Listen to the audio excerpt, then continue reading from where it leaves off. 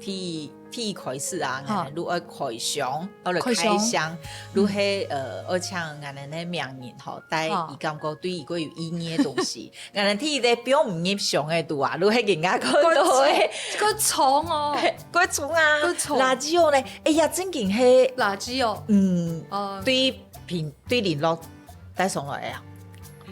我唔可以講，我不會說謊，唔咩？好多有問過誒，幾個錢唔到嘅啦。哎呀，係真係嘛超過20年，你而家可能買唔到誒。你可以不用 CD， 嘛可以不用卡帶，哈啊可以彈，那個拉起來可以彈垃圾哦，真的。侬會收音機，侬會對唔係按重要嘅東西？因為來台北的時間有點熱，大部分的時間我攏喺房間底部。垃圾有放音樂，係我最好的朋友。你不用出來有音樂，我冇感覺到很孤單。對。剛當初上來台北，係讓我安尼嘅家庭，唔本單上來台北以前係做乜嘅？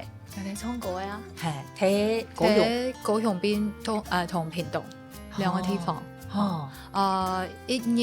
一暗部差唔多，東珠頭有一場，11點半到1點半，暗部頭對差唔多對6點開始吧，我唱到12點啦。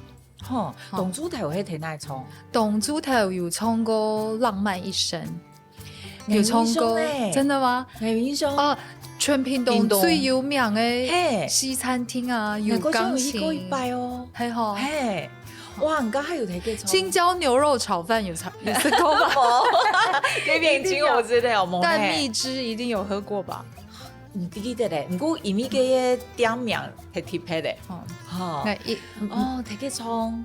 題外話，給他唱歌嘅時間，可能那時候客人都很熱情，剛我都唱啊過後嘅時間，如果點蛋蜜汁本，以為我喜歡喝蛋蜜汁，我一個晚上有收過4-5杯蛋蜜汁，我想說太多杯了吧。